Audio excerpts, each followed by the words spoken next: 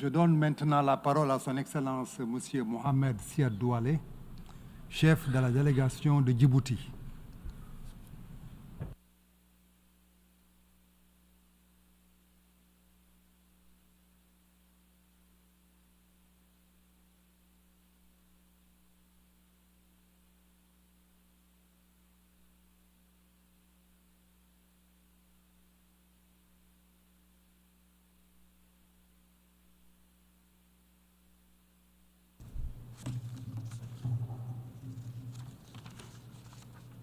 Monsieur le Président, je souhaiterais de prime abord féliciter très chaleureusement son Excellence M. Philemon Yang, Président de l'Assemblée générale pour la 79e session, et l'assurer du plein soutien de la République de Djibouti dans l'exécution de son mandat. Le thème que vous avez choisi pour cette session, l'unité dans la diversité pour l'avancement de la paix, du développement durable et de la dignité humaine partout et pour tous, résume et révèle ce que réclament de millions d'êtres humains de par le monde. Un monde moins inégal, plus solidaire, pacifié et prospère. Un monde où l'unité ne se confond pas avec la négation des particularités et où la reconnaissance d'un destin commun mobilise l'énergie de tous et de toutes pour bâtir un avenir commun. Nous réitérons notre gratitude à votre prédécesseur, M. Denis Francis, pour l'immense travail accompli. Monsieur le Président, le monde traverse une période périlleuse caractérisée par les désordres et l'incertitude. La crise est observable à plusieurs niveaux. Les conflits prolifèrent et se font de plus en plus violents. Les conflits en Ukraine et à Gaza continuent à faire rage sans que nous nous convenions de conditions pour la conclusion d'un accord de cessez-le-feu. Le terrorisme progresse dans plusieurs parties du monde, y compris sur le continent africain, où la métastase qu'il connaît constitue une source de préoccupation pour nous. Le déficit de financement annuel des ODD se creuse dangereusement chaque jour davantage et de nombreux pays font face à une situation financière difficile, aggravée par la multiplicité des chocs exogènes et le fardeau de la dette. La crise de confiance entre les États membres affecte le système multilatéral et mine sa crédibilité. Le risque de fragmentation géoéconomique et les guerres commerciales constituent un ensemble de facteurs qui impactent négativement la croissance économique mondiale, génèrent un chaos dans lequel se perdent les intérêts et la voix des pays en voie de développement. Le diagnostic, nous l'avons déjà posé depuis nos débats qui remontent à la célébration du 75e anniversaire des Nations Unies. Nous ne nous reviendrons donc pas. La question est de savoir si nous serons en mesure d'utiliser les fenêtres d'opportunité de renouvellement qui se présentent à nous, car fort heureusement, il y en a. Nous devons redoubler d'efforts, surmonter nos divisions et mener une action collective afin de mettre fin au conflit, mettre en place des politiques, des programmes d'investissement et de partenariat pour rattraper le retard pris dans la mise en œuvre des ODD et reformer les institutions financières internationales de manière à ce qu'elles puissent répondre de manière prompte et efficace aux urgences et aux chocs systémiques auxquels de nombreux pays du monde font face. Monsieur le Président, les institutions financières doivent fournir aux pays en voie de développement un accès à un volume plus important de subventions et de financement à des conditions favorables, tout en préservant leur tolérance au risque pour les investissements liés au développement durable, y compris l'utilisation d'instruments de risque innovants. Ces solutions doivent être discutées, approfondies dans le sens de leur mise en œuvre au sein du Conseil économique et social, dont le rôle et la place doivent être renforcés. L'ONU, comme le stipule la Charte, doit jouer un rôle important dans le travail de coordination économique mondiale, car c'est l'organisation la plus démocratique. L'ECOSOC doit continuer à jouer un rôle de premier plan dans l'identification des défis émergents, la promotion de l'innovation et la réalisation d'une intégration économique, sociale et environnementale du développement durable. Nous saisissons cette opportunité pour exprimer notre profonde gratitude aux États membres des Nations Unies pour la confiance qu'ils ont témoignée envers mon pays, Djibouti, en l'élisant en juin dernier comme pays membre de l'ECOSOC pour la période 2025-2027. Vous pourrez compter sur cette délégation pour défendre ces domaines prioritaires au sein de l'ECOSOC au cours de son mandat. Monsieur le Président, à l'instar de nombreux États en développement, Djibouti se trouve confronté à des défis majeurs induits par le changement climatique, notamment l'augmentation des températures, la raréfaction des ressources hydriques et l'élévation du niveau de la mer. Face à ces menaces persistantes, le gouvernement djiboutien a mis en œuvre une série de mesures ambitieuses et multidimensionnelles visant à atténuer les effets du changement climatique et à renforcer la résilience du pays. La COP29 offre une autre fenêtre de renouvellement pour la communauté internationale pour éviter que le retard pris dans les engagements en matière de changement climatique ne soit irrattrapable. Elle constitue une opportunité vitale afin d'ériger l'adaptation en priorité absolue et mobiliser les ressources adéquates. La promesse de versement de 100 milliards de dollars par an n'a pas été tenue. Il est urgent de rétablir la confiance en procédant au versement rapide des milliards de dollars nécessaires. Il faut tout mettre en œuvre pour mettre les mesures d'adaptation nécessaires et une transition équitable vers les énergies renouvelables dans les pays à faible revenu.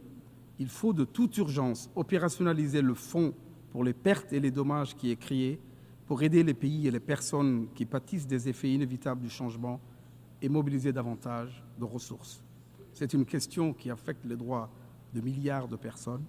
C'est un obstacle au développement et c'est également une menace existentielle. Mr. President, we welcome the adoption of the Pact of the Future and its annexes, the Global Compact and the Declaration on Future Generations. We live in an era of disruptive technological advances and complex challenges.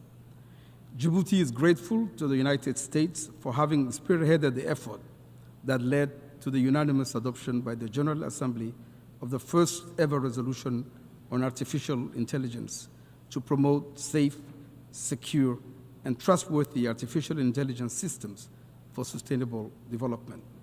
We in Djibouti are convinced that preparing for the future requires optimizing our country's human capital as the most sustainable key to economic growth.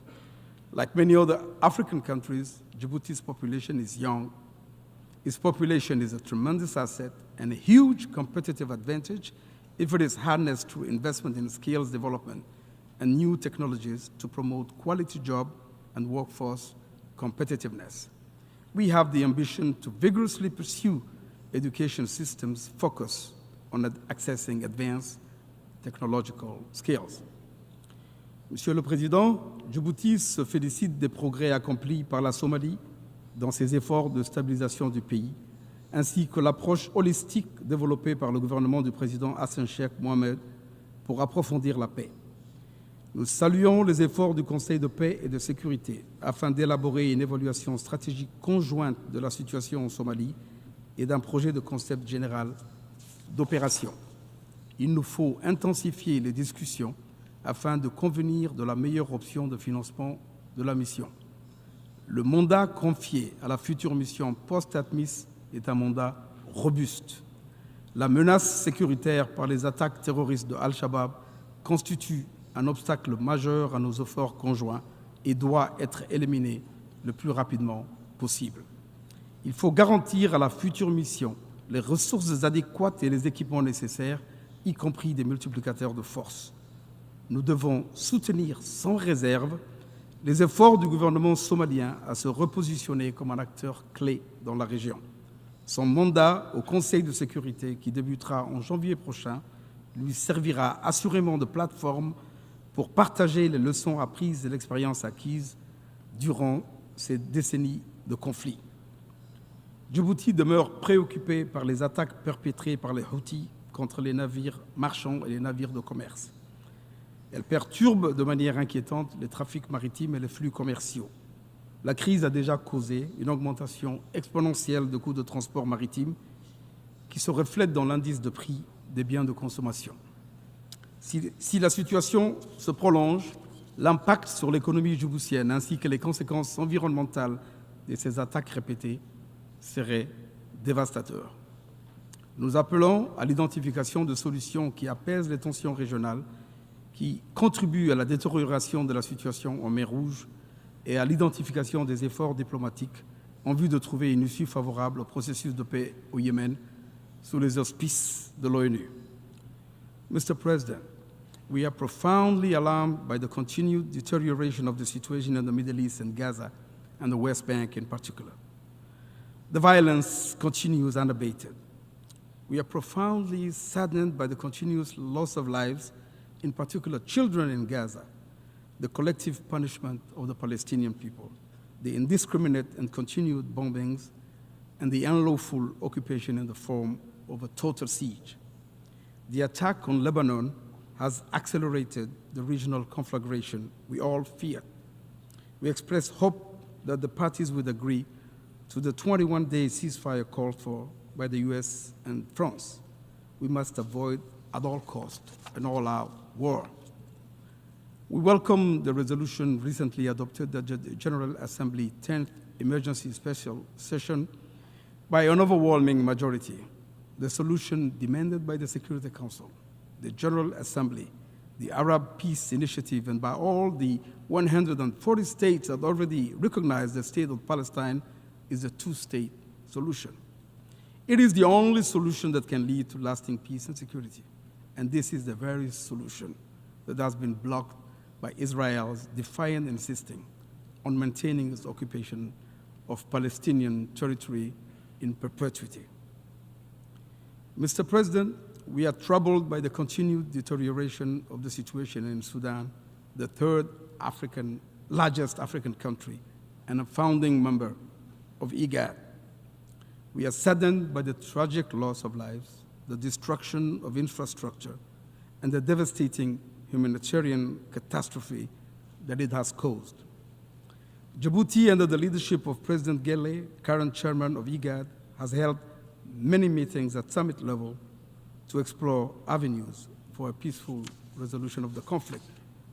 Djibouti reaffirms its commitment to the territorial integrity, sovereignty, political independence, and unity of Sudan.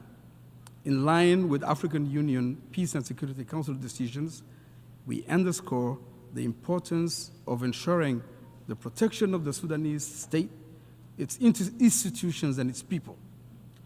We just recently held in Djibouti, in partnership with the United Nations, a retreat of mediators with the ultimate goal of harmonizing the various initiatives aimed at ending the conflict.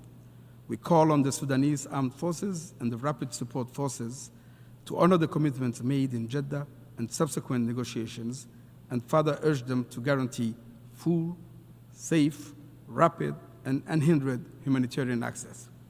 We call on Sudanese leaders to have the Sudanese people's best interest at heart. We call on all external actors concerned by the conflict in Sudan and in a position to do so, to use their influence and bring constructive pressure to bear on the parties so that they commit to a mediation format with the ultimate objective of achieving a negotiated settlement of the conflict. We need to act determinedly and in unison. We must not give up on the prospect of peace in the Sudan.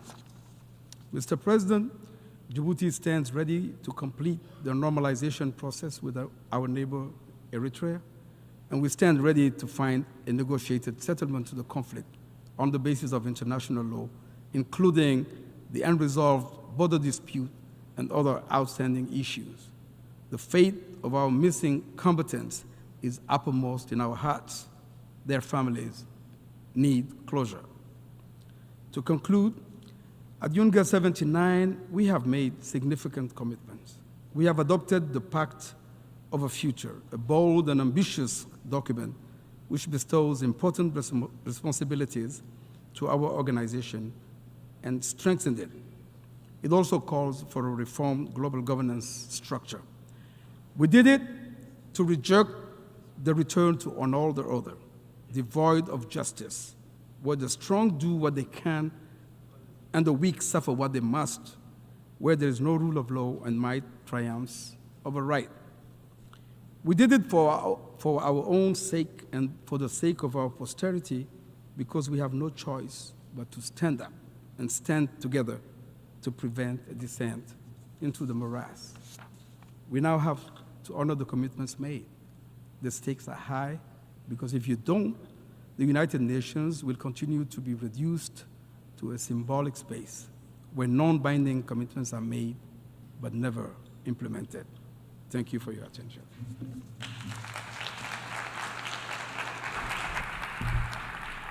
Je remercie le chef de la délégation de Djibouti